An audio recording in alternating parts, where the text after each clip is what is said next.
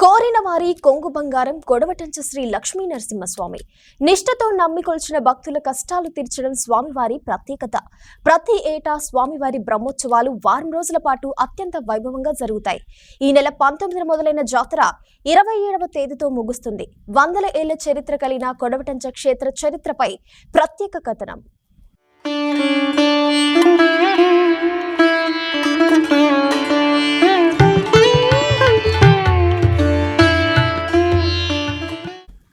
పూర్వం ఆలయ వ్యవస్థాపక ధర్మకర్తల వంశీయుడు తూపురాణి రంగాచార్యులు ఈ ఆలయాన్ని వెలుగులోకి తీసుకొచ్చారు.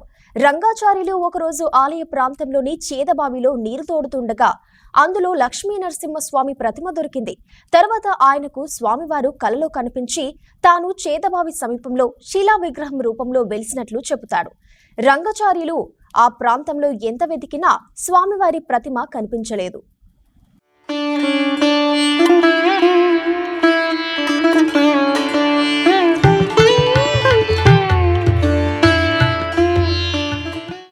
మళ్లీ ఓ రోజు కలలో వచ్చి తాను పుట్టలో నిక్షిప్తమై ఉన్నానని ఆనవాళ్లు చెప్పినట్లు భక్తులు చెప్తారు.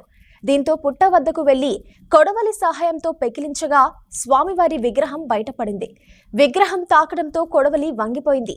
అలా అప్పట్నుంచి కొడవలిని వంచిన స్వామి పేర కొడవటంచ క్షేత్రంగా పిలువబడుతున్నది. స్వామివారు ఉన్న ప్రదేశంలోనే ఆలయాన్ని నిర్మించారు. ఈ స్వామివారు స్వయంభూగా వెలసిన స్వామి అంటే మన పెద్దలు చెప్పిన ప్రకారంగా ఇప్పుడు 6వ తరం. ఇది కాకతీయుల ముందు మాంధాత చక్రవర్తి గారు ఏలిన సమయం నాటి ఈ ఆలయమని మన పెద్దలు చెప్పారు. ఆ కాలములో ఇక్కడ స్వామివారు స్వయంభూగా వెలిసినట్టు చెప్తున్నారు.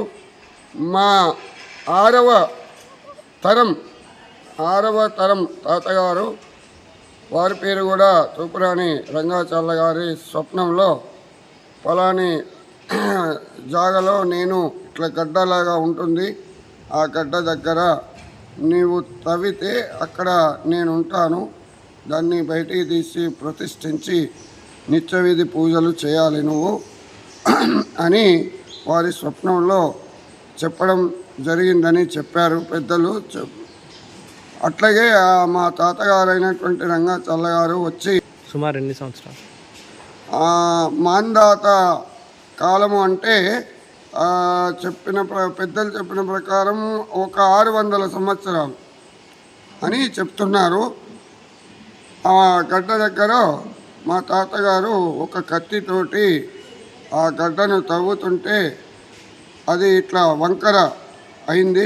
వంచ, కొడారి అంటే కత్తి, వంచ అది కొడవటి వంచగా దాని పేరు పెట్టడం జరిగింది. ఇక నిట్టినేముగా సాధారణంగా కోటంచ అని పిలవడం జరిగింది. ఆ రోజు నుంచి నేటి వరకు కూడా మా వంశానుగతంగా కూడా స్వామివారికి వైభవంగా నిత్యవిధి పూజలు, 3 పూటల స్వామివారికి ఆరాధన నైవేద్యములు సమర్పిస్తూ శ్రీ వైష్ణవ ఆచార్య సాంప్రదాయపరంగా అన్ని ఉత్సవాలు మా స్వామివారి ఆలయంలో భక్తుల భక్తితో, భక్తుల సందడితో వైభవంగా జరుగుతూ వస్తున్నవి. భక్తులకు కూడా కోరిన కోరికలు కోర్చే స్వామివారి అనుగ్రహం తప్పకుండా లభిస్తుందనే నమ్మకంతో ఆ స్వామివారిని వేడుకుంటూ వస్తుంటారు. వారిని కూడా వేడుకుంటూ ఉన్నారు మన స్వామివారు. భక్తులందరి హృదయాలలో స్వామివారి యొక్క ఆశీస్సులు ఎల్లకాలం ఉంటూనే ఉన్నవి, ఇక ముందు కూడా ఉంటావి. కనుక భక్తులందరికీ కూడా స్వామిని దర్శించుకొని స్వామి యొక్క ఆశీస్సులు పొందాలని మంగళాశాసనం చేస్తూ ముగిస్తున్నాను.